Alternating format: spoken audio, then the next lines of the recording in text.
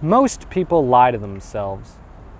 They lie to survive, to keep their social standing. They lie to feel comfortable when they're afraid. But eventually, lies will come back to destroy you, because some lies are so big that they can't be walked back from. You can tell yourself the world's not on fire, but eventually you're going to be consumed by the flames. So without further ado, welcome to Albania, the other North Korea.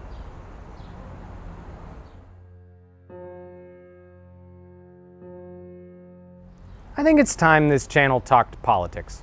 Evan, our commenters always say, actually half the time they mistakenly call me Chris. Chris, our commenters always say, you should talk more about politics. Now, obviously I'm joking. I don't think anybody wants me to talk about politics except for me. But considering over the course of a single episode I've been called everything from a Nazi sympathizer to a communist bootlicker, I think it's time I set the record straight. I've never once licked a boot. It sounds disgusting. In university once I drank beer out of a shoe, but I'm not sure that qualifies. Plus, I'm not sure that shoe was communist. But let's talk about communism. Because this is an episode about reality, and there are few systems we more commonly wrap in falsehood than communism. Like Israel and Palestine, it's just one of those things where vitriolic jingoism is far more prevalent than sober analysis. Supporters lie about its glory, detractors lie about its failure. The nuance of reality has long since been traded for preconceived ideology, and breaking through that shell is all but impossible. But in this episode, I'm gonna try. Because around the world today, especially in countries where there are two political parties, you see communism presented like a boogeyman of anything left of whatever the present situation happens to be.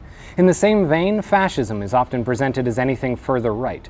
The world is treated as a duality, and small changes, no matter how slight, are more often than not used as segues to the worst possible examples. Venezuela is what happens when you socialize medicine, not Canada. Nazi Germany is what happens when you control your borders, not Switzerland. To the ideologically focused, every slope is slippery. Every gray area is just another shade of black or white. And because of that lack of nuance, things that genuinely are the extremes of fascism and communism are treated with the same outrage as things that aren't. And as more of our world's complexity is dumbed down into partisan tweets, the worse things are becoming. The more we cry wolf, the more emboldened wolves feel in joining our herd. When everyone's screaming, it's hard to listen to a calm voice. The problems we face as a society cannot be defined by left or right. Those are just fake categories we've invented for simplicity. Anyone who dislikes illegal immigration but wants quality healthcare knows that politics are more complicated than two diametric poles. No, the real specter we face is extremism. And given our current powder keg of a world, it's a lesson we all urgently need to learn. But back to Albania. Like most countries we visited with this series, this land comes with some very serious baggage. It's almost like a microcosm of every nation's attempts at statehood. Here, systems come on strong and die hard. Some last a year, others a generation.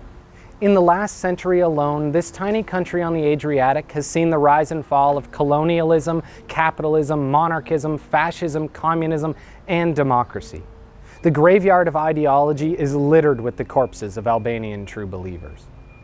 But within that list, arguably the most famous is their attempt at communism. In 1944, as Mussolini's wartime fascist colonial government collapsed, Albanian partisans under the leadership of Enver Hoxha filled the void it left behind. The country found itself swinging from one extreme to the other without so much as a breath of fresh air between. In many ways, the rise of Hoxha's Albania mimics the story of Kim Il-sung's North Korea, hence the rather clickbaity title of this episode. Both leaders would take over a war-torn country at the bottom of the international indices. The foundation of their national economies were in complete ruin. Farms had been bombed out, cities were rubble, and any pre-existing commerce had long since been crushed by years of war. Healthcare was virtually non-existent. Food was virtually non-existent. To put it simply, at the end of the war, there was almost nowhere on this earth worse than North Korea or Albania. And with so much devastation, there was little reason to imagine things would be better anytime soon. In fact, there was little reason to imagine either country would survive at all. Both nations had come into the war as colonies, so few would have been surprised to see them leave that way. Neither were large nor stable enough to defend themselves from their enemies, regardless of their ideology. Standing up for their independence was as much a danger against their communist allies as it was their capitalist foes. Yet, they both survived, and what's more, they thrived. Because communism, totalitarianism, dictatorships, fascism, they all come with positives. If they didn't, they'd never make it to power. The question is what's traded in return. If we really want to learn from their mistakes, we absolutely need to look at the reality of how they got there. It's disingenuous to only discuss failed societies from a post-collapse perspective. Hoxha's Albania lasted for nearly 50 years. The Kim dynasty runs the Hermit Kingdom to this day. Extremism rises out of disorder, and for those living in anarchy, totalitarianism can be an attractive solution, right up until the moment it isn't. And by then, it's too late. If you were in Albania in those early years of communism, chances are you'd find reasons to see the silver lining. The people had been through one of the worst wars of human history, not just as soldiers, but as civilians. They'd come into the war with little and left with less. Those that survived had traded everything to do so. The people simply had nothing left. At the outset of Hoxha's Albania, just like Kim's North Korea, it was easy to see the promise of communism. After all, communists had won the war. And for a people who'd spent a decade fending off foreign invasion and internal division, the enemy on everyone's tongues was chaos. With Stalin at the height of his power, it was easy to imagine that a similar homegrown authoritarian might keep them safe, too. And for a time, they were proven correct. One by one, Hoxha met his early promises. The nation was stabilized and the new government began providing the basic necessities people needed to live. Industry blossomed. Food, healthcare, and shelter were treated as guarantees. A justice system was put in place to stop blood feuding and lower criminality. Women were given a semblance of equality. Education became a universal right. In 4 years, literacy in Albania went from 15% to 70%. When a poll was conducted on Hoxha a few years ago, nearly half the country spoke positively of his legacy. Because for all his problems, there's no question that in those first few years, he breathed life back into a nation left for dead. But there's more to life than being not dead. The base necessities can only take you so far. And to explain, I'd like to use an example given to me by an Albanian man I talked with while making this episode. He believes the state is like a house, and the most important part of sustaining that house is a strong foundation. The 4 main pillars of the nation are health, shelter, food, and security. If all 4 are taken care of, people tend to be able to put up with any leader in any system. But eventually, something needs to be built on top of that foundation, and that's where things get complicated. Because the beauty of building a foundation is that everyone is able to imagine a different house on top. Concrete and pillars form a simple structure all their own, but they imply a complexity yet to come. A frame may be sturdy, but it feels incomplete. And once those walls start going up, it's quickly apparent if the architect understood reality, because ideology alone can't hold up a roof. But for a while, Albania prospered. Building from the ground up, it was able to spend years perfecting its foundation without ever attempting to build further. Nobody would ask why they weren't putting up walls while the base was still under construction. The future they envisioned would never have to become reality so long as the present made it look like it still had the potential to do so. Hope has a way of blinding us. And in that bubble of prosperity, it can be easy to overlook what's being traded to make it happen. The long term is often sacrificed before the whims of the short. It's easy to trade democracy for a feeling of security, our environment for a feeling of growth. It's easy to trade our education for prosperity or our stability for a partisan victory. We humans are more than willing to harm ourselves so long as it means we can continue believing the house we imagined around that foundation might actually get built. But no matter the system, a society treated as a series of short-term solutions is bound to fail. In Albania, just as in North Korea, with each passing day it became more clear that the house wasn't going to be what they were promised. The architects had understood how to lay a foundation, but they knew nothing of walls. Every step forward meant another step back, and as the nation reached the natural limits of a centrally planned economy, reality quickly began to take a backseat to ideology. Thus began the era of lies. Massive propaganda campaigns, once extolling the beauty of the future, turned their gaze towards the present. The more the pillars crumbled, the louder the voices shouted with claims that they still stood. As the truth died, the Albanian dream died with it. The once praised parts of the system quickly became its worst atrocities.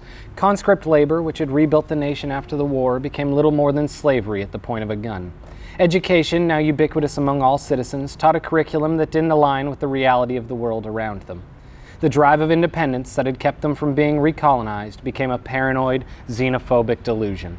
The popularity of their leader became a cult that claimed he had superhuman qualities. The military and police, once the defender of the people, became their executioners.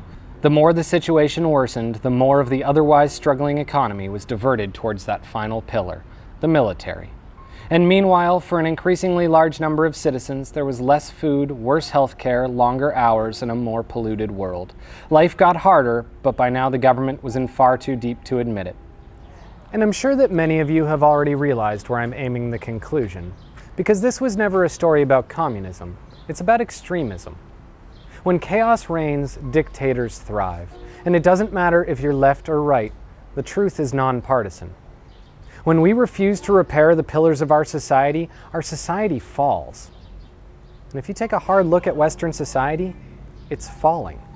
After all, why do we hate North Korea? Or to a lesser extent, Hoxha's Albania? I've seen it framed in a few different ways, but as far as I can tell, they're hated because they don't care for their citizens, they spurn international laws, and create a threatening military that destabilizes the world order.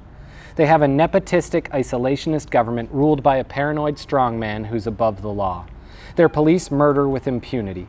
They spy on their citizens, have massive prison work camps, follow their leader in a cult-like fashion, and have a substantial number of citizens living well below the poverty line. They enforce this with a massively overbloated military, which they wield in the place of international diplomacy. They defy the UN, build nukes they don't need, and cultivate a fear of foreign invasion to sustain their power. They are unquestionably extremists, but extremism doesn't have one face. Hoxha's Albania, Kim's North Korea, Putin's Russia, Duterte's Philippines, Erdogan's Turkey, and Trump's America all wear similar masks. It doesn't matter if you start on the left or right, we all fall towards the same place. In the United States today, you're spied on for political purposes. The government not only allows it, it takes part. In Albania, the communists had to bug your walls or put microphones in your table, but for those of us in modern capitalist societies, all you need is a phone. Make no mistake, you are being listened to. You are being watched. In the United States today, nepotism rules the government. A Clinton or Bush could be found in every single presidential election since 1981. The Kennedy family have a political dynasty that has seen a member holding high office for a quarter of the nation's history uninterrupted. The current president's staff include his own family, friends, and known business associates, as well as the family and friends of his political allies. One of the more common tweets from his supporters promotes his sons as his successors. In the United States today, isolationism is the new normal. In the last year, the president has directly insulted his allies in the UK, Canada, Mexico, South America, Africa, Germany, Brussels, Australia, and elsewhere around the world. And speaking as one of those insulted, I can assure you it hasn't fallen on deaf ears. They've declared economic war on their closest trading partners and sowed instability among their deepest alliances. Xenophobia runs rampant. Hate speech and violence towards minorities is on the rise. The current president repeatedly lies about rising crime rates, illegal immigration, and threats from abroad to sustain his power. Crossing the border has become an invasive and distrustful experience, even for citizens of friendly nations. In the United States today, the leader has a cult of personality. Objective truth has been cast aside for state propaganda and social media conspiracy theories. In his first few weeks, over 5% of the current president's words were a lie. At the time, that was the highest number to date of any American president. A year later, and it's reaching nearly 10%. To avoid coming to terms with this reality, true believers have invented an elaborate scheme by which his ineptitude is a cover for disrupting international pedophilia. None of it makes sense, but in a cult, it doesn't have to. Reality has no place in ideology. In the United States today, prison work camps hold more detainees than anywhere else on the planet. They're paid on average around 63 cents an hour. Slavery at the point of a gun. At 4.4% of the world's population, the United States hosts 22% of its prisoners, more than any communist nation ever attempted, more than Albania, more than North Korea, more than the USSR. It's a $74 billion industry and growing. In the United States today, the military is engaged in 7 wars. Their budget is larger than the next 10 nations combined, and it's still treated as not enough. Since 2001, they've spent $5.6 trillion on war, yet poverty in the country is running rampant. The nation has the lowest social mobility in the Western world. Over 46 million Americans live below the poverty line. 2 million of those are below the international poverty line. That's less than $2 a day. Although productivity has seen drastic increases over the last few decades, real wages have nearly stagnated for half the country. The bottom tenth have only seen a single % growth in 40 years, while the top tenth have grown over 30 times that speed. It took a long time to get here, but this is where we are. In 1995, Umberto Eco laid out the 14 signs of fascism. Each is its own canary in a coal mine. Just one is enough for concern. But in the United States today, all 14 are present. This is where we are. We need to acknowledge it. Extremism won't just go away if we close our eyes. Certainly, the United States is not North Korea. The house they built was once the most beautiful mansion on earth, and even as parts fall away, it's easy to treat that old architecture as new. But the echoes are getting louder. Albania didn't get there in a day. Nazi Germany didn't get there in a day. And if we willingly blind ourselves to our current reality in an attempt to sustain increasingly partisan ideology, it's only going to get worse. Nobody expects their system to collapse until it does, but when it does collapse, everyone loses. The canaries are all dead.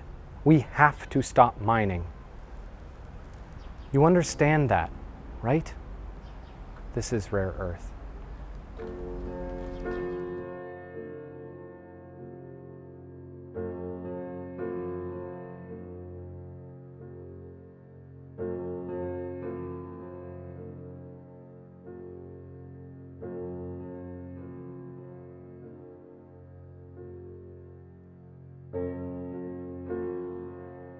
Welcome to Showroom Ron. Right? Ron. Yeah. This is Eric Gies. He has shown us around here. This is probably the coolest place we've seen in Albania. It is unique. There is nothing like this, not just in this country, but in the whole world. If you want to come see something truly unique, something that you cannot see anywhere else, this is the place to see it. If you look around, you see all of these motorbikes, all of these mopeds, but also on the wall, you see the history of communist Albania. You see war, you see people, you see everything. In one small space, you get a sampling of everything that happened here. You can even see a typical Albanian household from 40 years ago. This is really cool. I've never been here. I am not paid to say this. This is worth coming to see. Thank you so much for showing this to us. Incredible, incredible. By all means, if you get the opportunity, if you're in Tirana, think about coming here. I'm even told you could rent this to be driven around for the day, to be guided around the city, and I don't think you can do anything better than that.